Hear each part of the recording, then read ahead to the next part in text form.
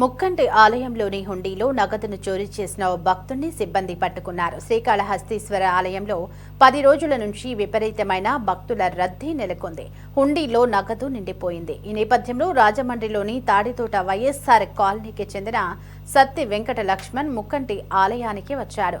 స్వామివారి దర్శనం అనంతరం గర్భాలయం పక్కనే ఉన్న హుండీలో చేయి పట్టి అందిన కాడికి నగదును చోరీ చేసి జేబులు నింపుకున్నాడు.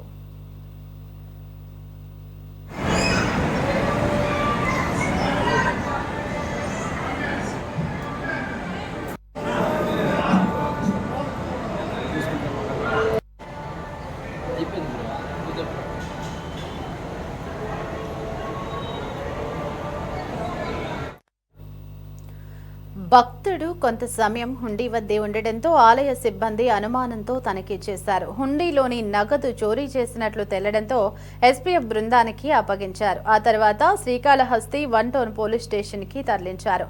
ఆలయ అధికారుల ఫిర్యాదుతో చోరీ కేసు నమోదు చేశారు. అతడి వద్ద నుంచి సుమారు 75,000 రూపాయలని స్వాధీనం చేసుకున్నారు.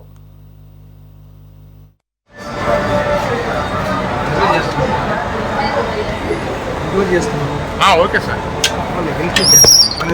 ఒకసారి చెప్పిన తర్వాత